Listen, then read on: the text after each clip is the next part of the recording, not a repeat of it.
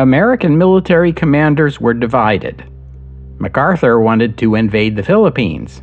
Nimitz wanted to invade Saipan. Hap Arnold wanted B-29s based in China to bomb Japan. In the end, the Joint Chiefs went with all of the above. Welcome to the history of the 20th century.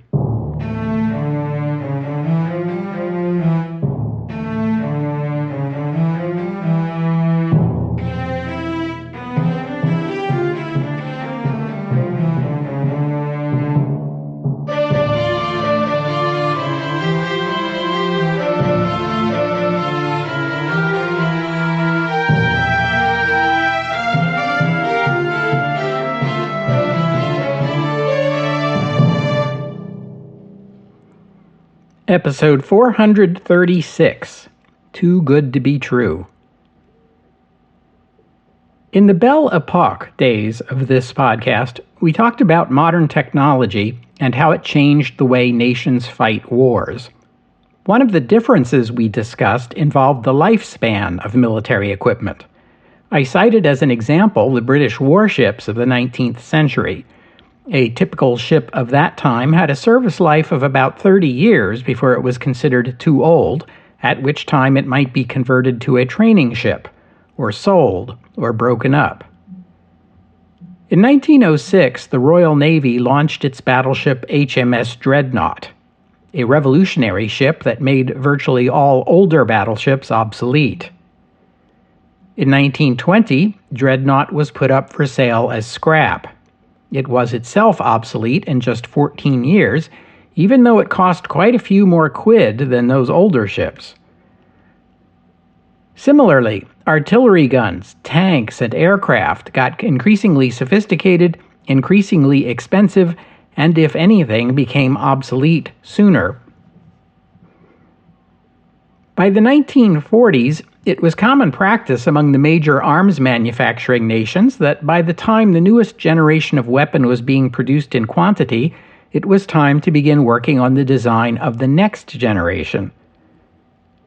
One of the less appreciated reasons why Germany was such a military juggernaut at the beginning of the Second World War involves procurement cycles. You'll recall that Hitler began German rearmament in secret.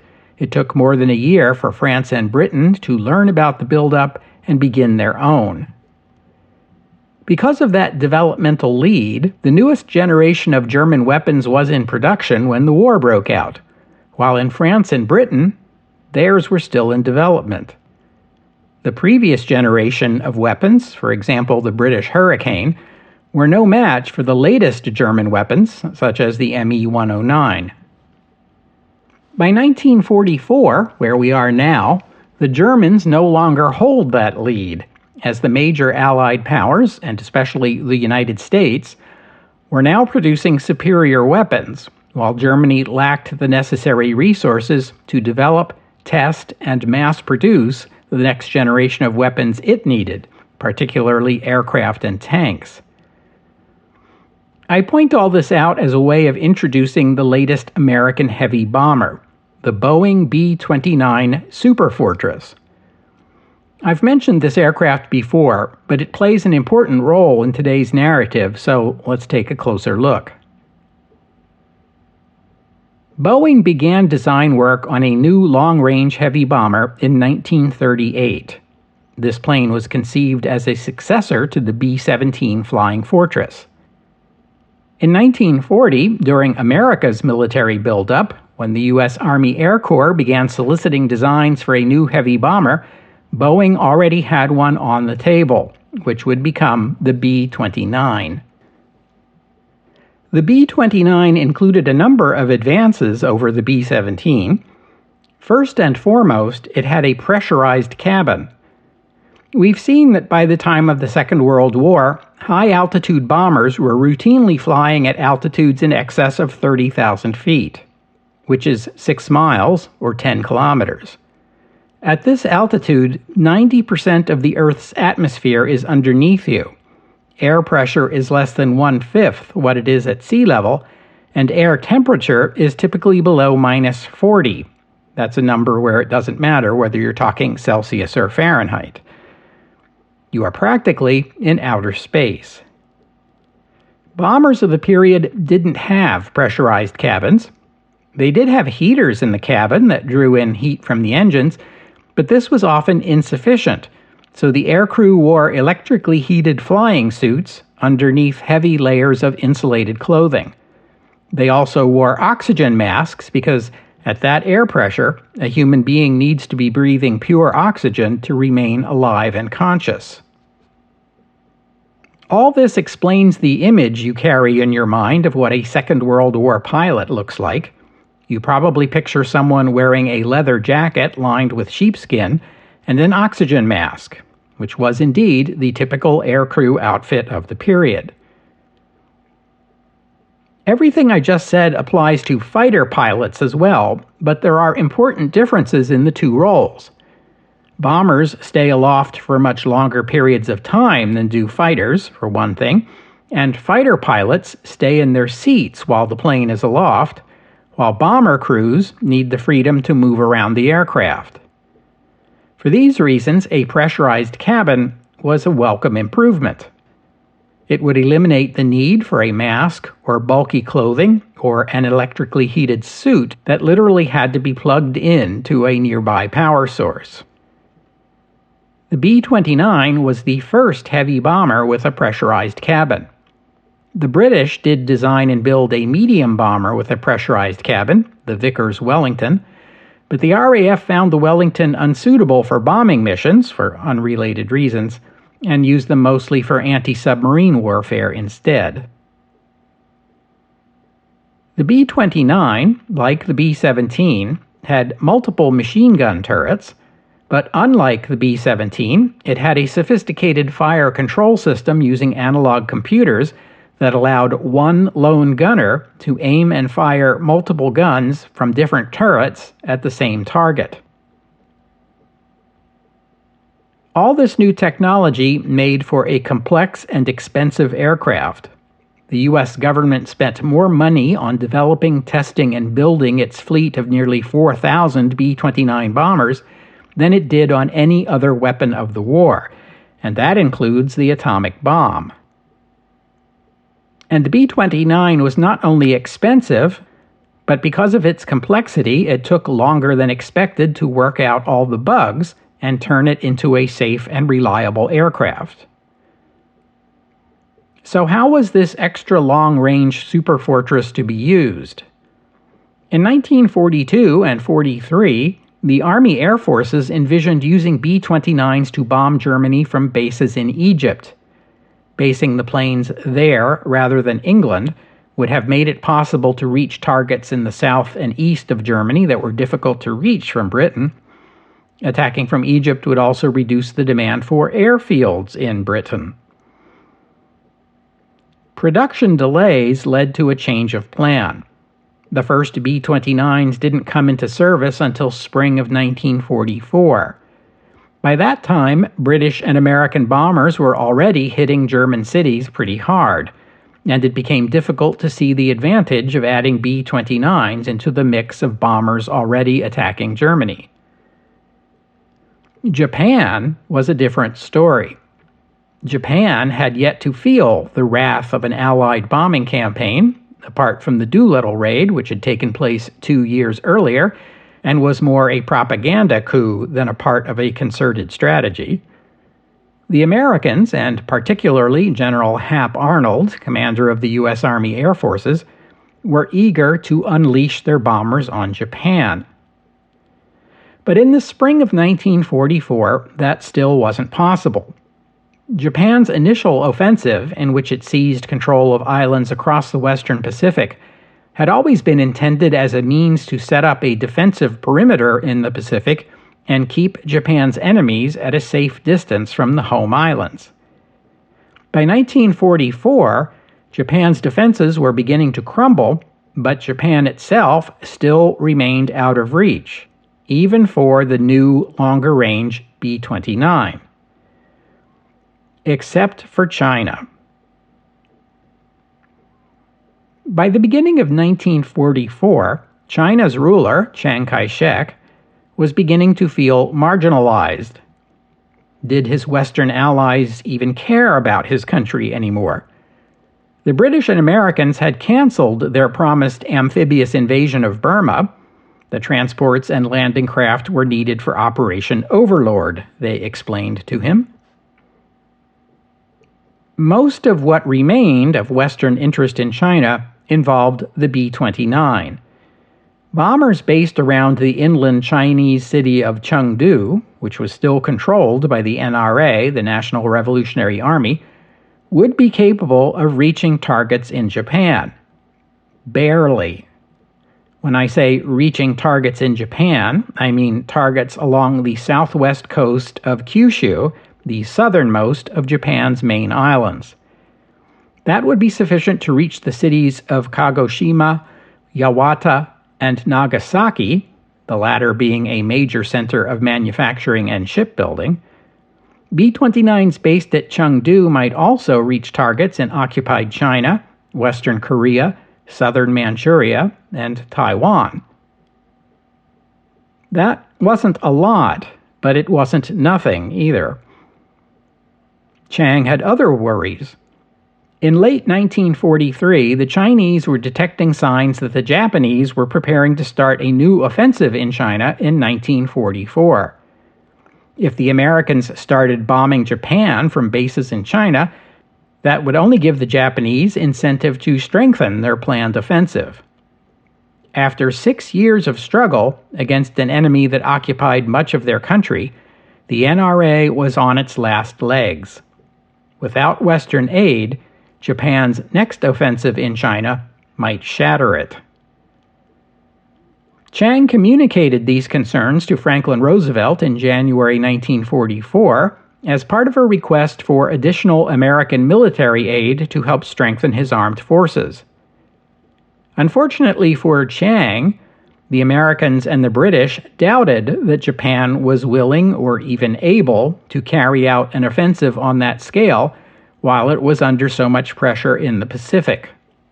To the contrary, they expected Japan to draw down its forces in China in 1944 to reinforce its positions in Burma, the East Indies, and the Philippines.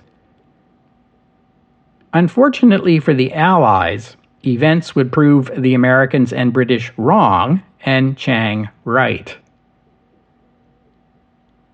The U.S. Army Air Forces created a new formation, the 20th Air Force, to carry out the B-29 bombing attacks on Japan. Hap Arnold appointed himself commander of the 20th Air Force, which gives you some idea of the priority he placed on this operation. Arnold also wanted to make sure that theater commanders didn't use the B-29s against Japanese military units in China. He wanted nothing of the sort.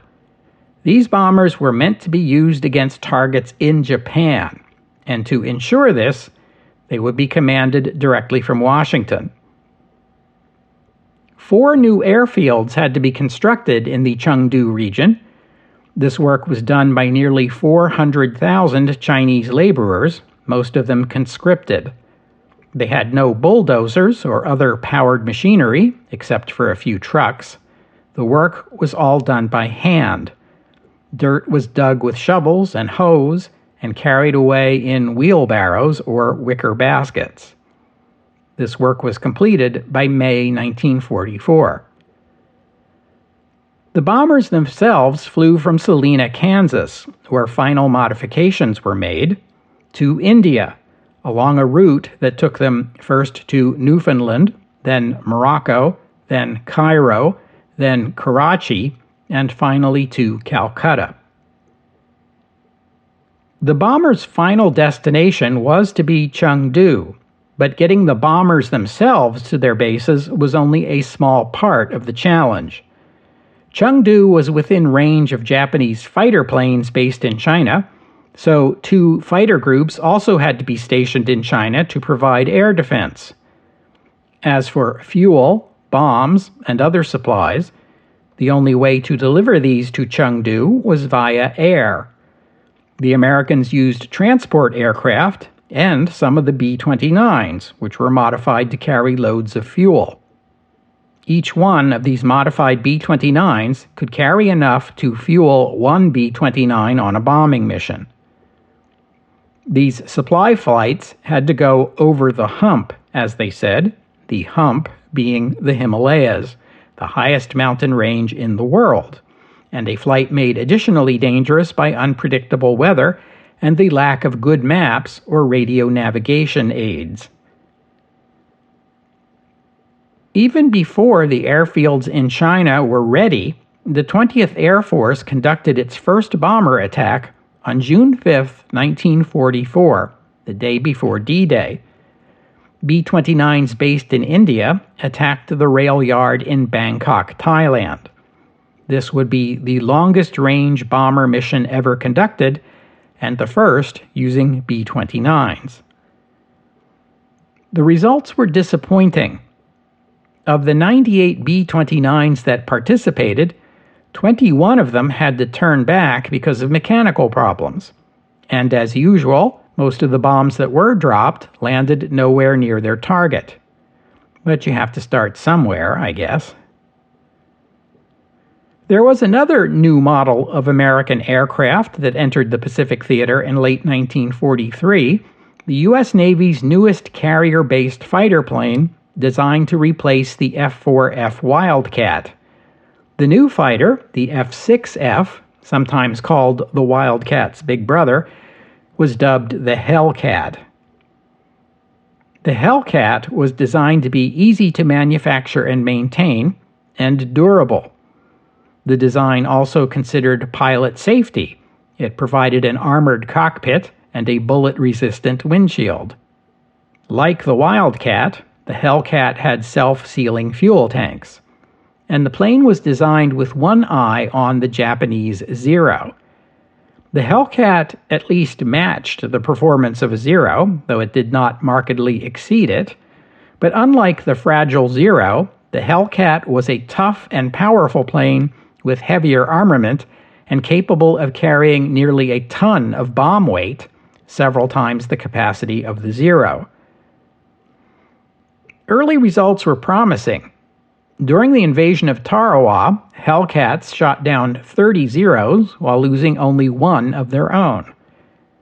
By spring of 1944, Hellcats accounted for most of the fighter planes serving aboard American carriers. Chester Nimitz was well aware of the results the Navy was getting with this new fighter. That's part of what encouraged him to make the bold move of advancing directly into the middle of the Marshall Islands. A look at the map might persuade you that after the Marshall Islands, the next logical step for the Americans would be into the Caroline Islands and Japan's main naval base at Truk.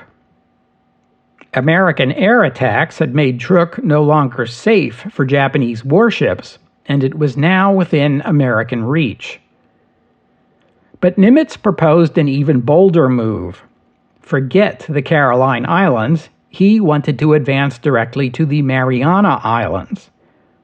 These islands had one big attraction that no place in the Carolines could match. B-29s based in the Mariana Islands would be capable of reaching targets in Japan. Air bases in the Marianas could be supplied by ship directly from the United States, a much faster, easier, and much less expensive method than laboriously carrying fuel and supplies a few tons at a time via aircraft over the hump.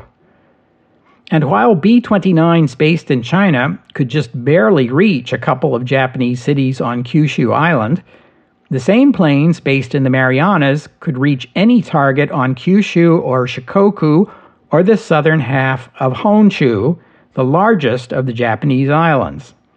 That meant most of Japan's cities and industry would be vulnerable to American bombs, including, crucially, Tokyo, the capital. Senior U.S. Army and Navy commanders met at Pearl Harbor in January 1944 to discuss strategy for the coming year. Here, Nimitz first floated this idea. Most Army commanders opposed it. For Douglas MacArthur and his subordinates, It looked as if the Navy was again trying to prioritize its own campaign at the expense of MacArthur's command. One of MacArthur's staff dismissed the idea of bombing Tokyo as a stunt. Even some Navy commanders opposed the idea as a great risk for a doubtful benefit. And so Nimitz's plan fell by the wayside. But when the minutes of the meeting reached the desk of Admiral King in Washington, he picked it up again.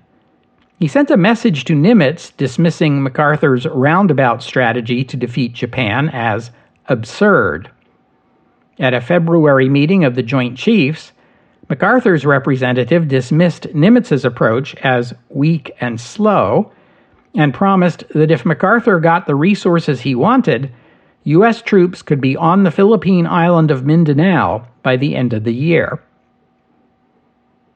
The Joint Chiefs punted the decision to a committee for study. The committee came back with a recommendation that fully supported Nimitz. Army Chief George Marshall, though, was not willing to give up on MacArthur, and so the Joint Chiefs struck a compromise. Nimitz was ordered to invade the Mariana Islands no later than June 15th. MacArthur's command would then receive the landing ships and amphibious support for an invasion of Mindanao by November 15th.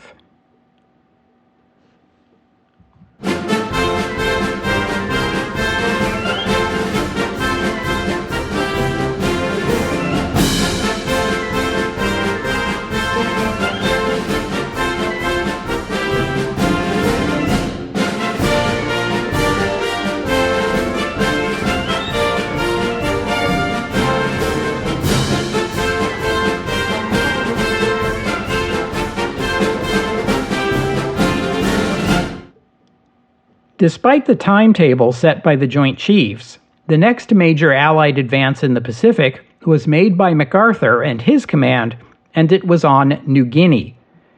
With the western part of New Guinea now firmly under Allied control, the Japanese army set up its frontline defense at the town of Wewak on the north coast of Guinea.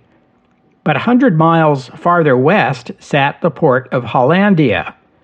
It was the only port facility in the region, and decrypts of Japanese military communications showed it was only lightly defended.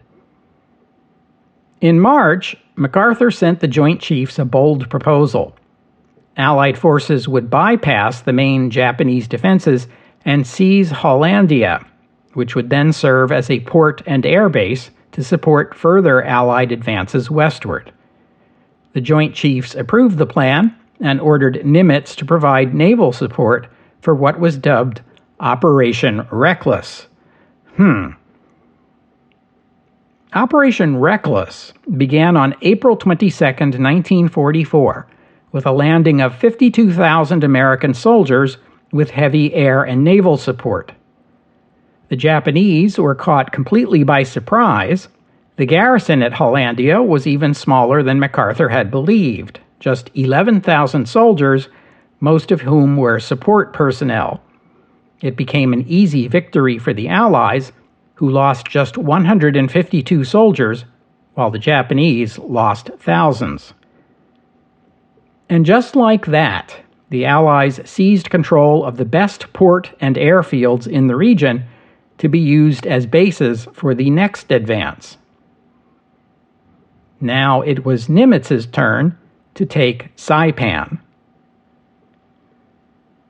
Japan had controlled the Mariana Islands, except for U.S.-controlled Guam, ever since the last war. The Japanese developed sugarcane plantations, and large numbers of Japanese civilians moved to the islands until the Chamorros, the native people of the islands, became a small minority in their own lands. The Americans attacked Saipan with carrier aircraft in February, which baffled the Japanese civilians on the island. Japan had been using Saipan as a stopover point for aircraft traveling between the home islands and Japanese-controlled territories farther south. The inhabitants had grown so accustomed to the roar of airplanes taking off and landing all day, every day. So where were all those planes now? Not that Saipan didn't have air units stationed there. The Americans destroyed over 100 Japanese planes on the ground. Of the 74 Japanese planes that managed to take off, 67 were shot down. The Americans lost 6. Japanese transport ships ferrying reinforcements to the Marianas were frequently attacked and sunk by American submarines. The surviving soldiers arrived in the Marianas wounded, traumatized, and with most of their equipment at the bottom of the Pacific. General Obata Hideyoshi, the commander of ground forces in the Marianas, sent a message to Tokyo begging for cement, steel, barbed wire, and lumber with which to build fortifications. He noted that without these materials, which were unavailable on the islands, all his soldiers could do was sit around and wait for the arrival of the Americans, a situation he called unbearable. In fact, American subs had sent thousands of tons of these very materials to the bottom of the sea. In early June, a huge American naval force, numbering over 500 ships, was on its way to Saipan, carrying over 120,000 soldiers and Marines. While at sea on June 7th, they received the news of the Allied landings at Normandy. Japan's military commanders weren't thinking much about Normandy, or the Marianas for that matter. Their attention was fixed on the island of Biak, off the coast of western New Guinea, where the Japanese had built several airfields. After the fall of Hollandia, Japanese intelligence had correctly concluded that MacArthur's next move would be to seize Biak. A couple of attempts to send reinforcements to the island were forced to turn back under Allied air attacks. Admiral Ozawa Jisaburo, commander of the 1st Mobile Fleet, asked for naval reinforcements, pointing out that the American assault on Biak just might be the opportunity to execute Plan A, the decisive battle against the American fleet that the Japanese yearned for. Admiral Toyoda, the author of Plan A, agreed and sent naval reinforcements, including Japan's best battleships, Yamato and Musashi, the largest battleships in the world. The Americans landed on Biak, but on June 11th, an American carrier airstrike hit Saipan. Another 100 Japanese airplanes were destroyed on the ground. The Japanese Naval Command did a quick about-face. Clearly, the main American fleet was targeting Saipan. On June 13th and 14th, a total of 14 American battleships bombarded Saipan, landing tens of thousands of shells on the island and doing a great deal of damage. But unfortunately for the Americans, they scored only a few hits on military targets. Admiral Nagumo Chuichi, who had commanded the naval air units that attacked Pearl Harbor in December 1941, studied the American fleet from an observation tower on Saipan. The number of ships he saw surprised and worried him. Even more worrisome, he noted that 4 of the American battleships he had sunk at Pearl Harbor were participating in the bombardment. The night of the 14th, Tokyo Rose played some of the latest American records for the troops, taunting them by advising they listen to the music now while they were still alive. The invasion began on the morning of June 15th. One American unit's medical officer briefed soldiers on the other dangers they would face: sharks, sea snakes, and sharp coral in the water, and on land, more snakes, giant lizards, leprosy, typhus, and dysentery. One of the soldiers in attendance proposed they let Japan keep the island. The Americans landed 8,000 soldiers and 100 amphibious tanks in the first 20 minutes of the operation. But by the end of the first day's fighting, the American beachhead was still dangerously thin. The Japanese counterattacked over the next 2 nights, hoping to push the Americans back into the sea, but the Japanese attacks were poorly coordinated and broken up by American artillery, while American bazookas easily disabled the light Japanese tanks.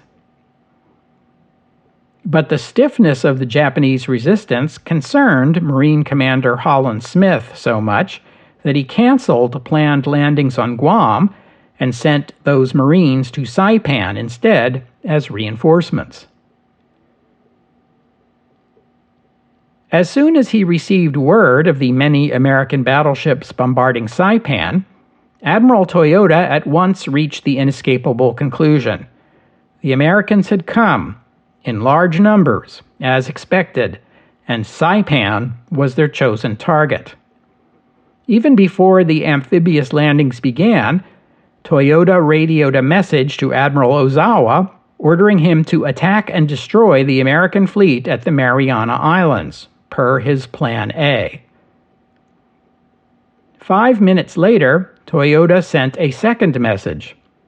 This one was a word-for-word repeat of Admiral Togo's famous words before the Battle of the Tsushima Strait in 1905. The rise and fall of Imperial Japan depends on this one battle. Every man shall do his utmost. That message was in turn inspired by Lord Nelson's famous message signaled just before the Battle of Trafalgar a century earlier in 1805. England expects that every man will do his duty. The first mobile fleet immediately left from Borneo and headed north to engage the Americans. Aboard the Taiho, Japan's newest and most advanced aircraft carrier, commissioned barely 3 months ago, Admiral Ozawa and his staff planned their attack. Ozawa didn't have complete information about the composition of the American fleet, but he knew he would be outnumbered. In fact, the Americans had 67 destroyers to his 33, 21 cruisers to his 13, and 7 battleships to his 5, although 2 of the 5 were Yamato and Musashi, the biggest battleships ever built, so call that one a tie. Japanese courage and spirit could make up for those numbers, perhaps, but his most worrisome shortfall was in carrier aircraft. He had 5 fleet carriers and 4 light carriers, about 450 aircraft in all. The Americans had 7 fleet carriers and 8 light carriers, with about 900 aircraft in all, double the Japanese number. If you recall episode 424, when I described Plan A, you know that the Japanese figured on making up for the deficit in carrier planes with 500 or so land-based aircraft in the Marianas, which would bring Ozawa's force to near parity with the Americans. Also, his carriers' Zeros had a longer range than the American Hellcats, which would allow him to launch a strike against the American fleet while his own fleet was beyond their reach. The Army still held Guam, so he even had the option of sending his planes there to refuel and rearm after their first strike, and then hit the Americans a second time as they returned to the carriers. And of course, Ozawa took it as a given that his pilots had superior skill and dedication. They were defending their homeland and their emperor. They would not give up easily. Ozawa did not know that most of the land-based planes he was counting on had already been destroyed by American air attacks. And, Japanese pride notwithstanding, the American aviators had had 2 years training and at least 300 hours in the air, while their Japanese counterparts had been rushed through a hasty training program with little flying time, as Japan desperately needed pilots to replace those lost in the defeats of 1942 and 1943. On the afternoon of June 18th, With bloody battle raging on Saipan, and as Ozawa's fleet approached the islands, a Japanese search plane reported spotting a large enemy force, including an unknown number of carriers. This was the main American task force overseeing the assault on Saipan, commanded by Admiral Mark Mitcher. We've met him before, by the way. He was the skipper of USS Hornet during the Doolittle raid, episode 361. One of Ozawa's subordinates began launching a strike force at once. Experience had shown the sooner you hit your enemy, the better. But Ozawa wanted his task force to have the night to prepare and make a full-scale attack at dawn tomorrow. The planes already launched were ordered to return, though their commander wondered if Ozawa had let a golden opportunity slip away. Mitcher had no idea the Japanese were near until midnight, when the fleet began to detect Japanese radio signals. He requested permission to turn his own task force toward the enemy and launch an airstrike at dawn. His superior, Admiral Spruance, told him no. Their orders gave first priority to providing air cover over Saipan. Spruance warned him the Japanese could be laying a trap. Just before 5 a.m. on the 19th, Ozawa launched search planes. Japanese squadron commanders reported to the admiral and gave him their word that today they would avenge the losses at Midway. But the weather was overcast and rainy, and the search planes had difficulty finding the target again. At 5:15, the carriers launched their strike planes. One Japanese pilot who had just taken off from Taiho in a torpedo bomber looked to his right and spotted the unmistakable wake of an American torpedo headed straight for the carrier. He pushed his stick forward and to the right as far as it would go, and his plane dropped and rolled in a graceful arc before it struck the torpedo just 100 meters from the big ship. The explosion drew the attention of Admiral Ozawa on the bridge. He saw what his pilot had done, but he also saw the wake of a second torpedo. He ordered Taiho to turn, but it was too late. The torpedo hit, although the damage appeared minor. Taiho had been designed with heavier armor than previous Japanese carriers. It had been built to take a few hits like this one. American radar picked up the incoming Japanese planes when they were still 70 miles away. Mitcher personally gave the order to launch the Hellcats and intercept. The first group of Hellcats shot down 25 of the approaching Japanese planes, losing only one of their own. The surviving Japanese flew on. A second wave of Hellcats took down 16 more. Only 27 of the Japanese planes reached the American fleet, and only one was able to do any significant damage. It managed to land a bomb on the deck of the battleship USS South Dakota, killing a number of sailors.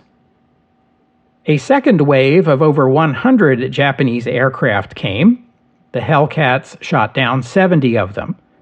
Their survivors did little damage. A third wave was no more successful. The fourth wave couldn't find the Americans, so it flew to Guam to refuel, only to be intercepted by Hellcats as they attempted to land. The Hellcats shot down 30 of the planes and disabled the rest. Overall, the Japanese lost some 346 out of their 450 planes on the first day. The Americans lost about 30. American scout planes were unable to find the Japanese fleet, but 2 American submarines did. The first was USS Albacore. That's the one that fired the torpedo that struck Taiho.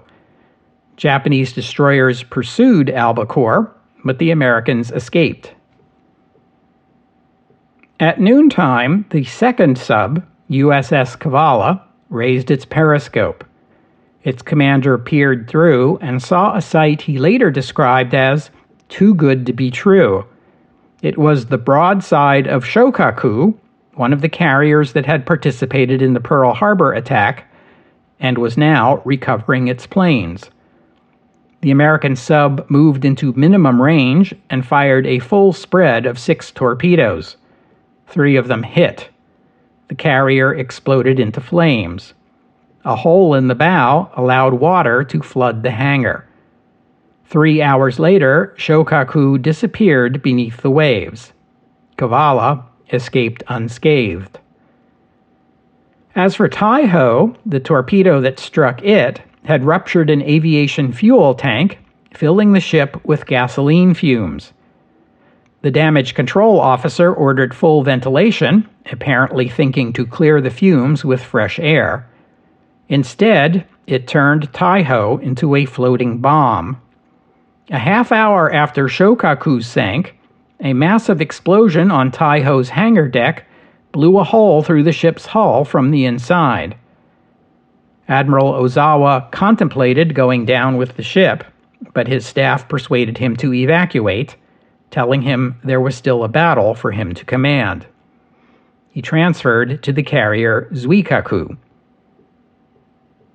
Ozawa ordered the rest of his fleet to head northwest. Mitscher pursued, with Spruance's approval, but he guessed the Japanese would head southwest. The following day, it took American search planes until nearly 4 o'clock in the afternoon to find the withdrawing Japanese fleet.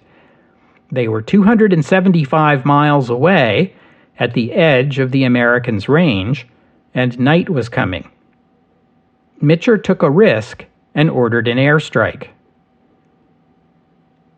The Japanese fleet managed to get a few dozen fighters into the air, and they were able to shoot down 20 American planes. The American strike damaged the Japanese fleet carriers Zuikaku and Junyo and sank Hiyo. The Americans flew back to their fleet as darkness encroached and fuel ran low. Dozens of American pilots were forced to ditch their planes in the ocean. Most of them were rescued. Having taken one gamble, Mitscher now took another. He ordered all his carriers to turn on their lights and aim searchlights into the air. Destroyers fired star shells to provide even more illumination. Pilots were told to land on any available carrier rather than look for their own. One pilot described the sight as resembling a Hollywood premiere. But Mitscher had taken a big risk. Had there been Japanese submarines nearby, those lights would have led them straight to the carriers. Fortunately for him and his fleet, there were none. History knows this fleet engagement as the Battle of the Philippine Sea. The American pilots who participated in it had their own name for it, the Great Marianas Turkey Shoot. The Japanese lost 3 carriers and over 500 land and carrier-based aircraft.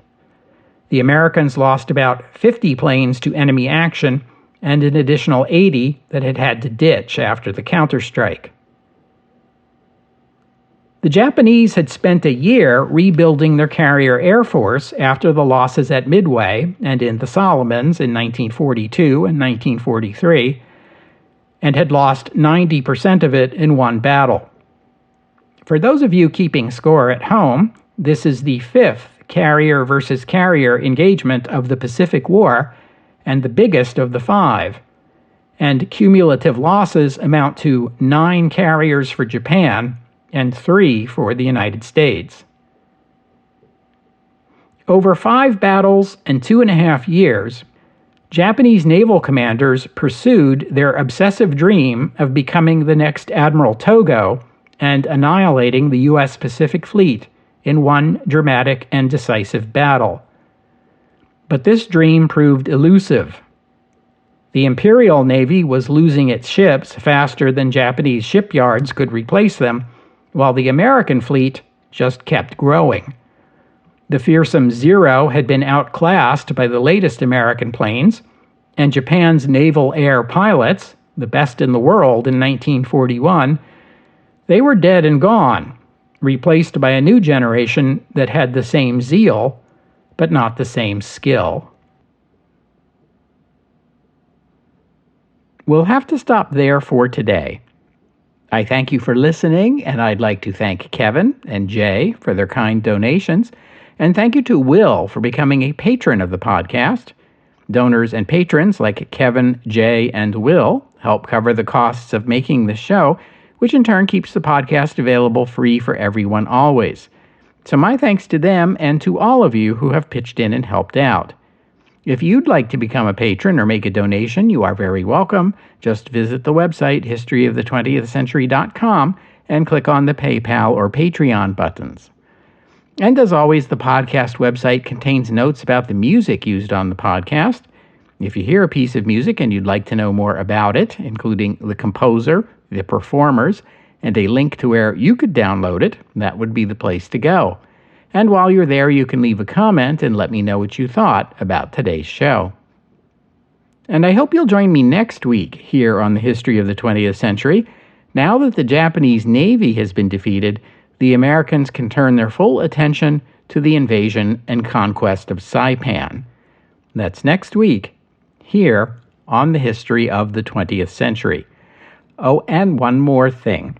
I will have more to say about the B-29 bombers in China in a few weeks, but for now, I want to note that Hap Arnold arranged that the first bombing raid on a Japanese city from those B-29s based in China would take place on June 15th, the very same day as the Saipan landing, as a sort of 1-2 punch aimed at the Japanese.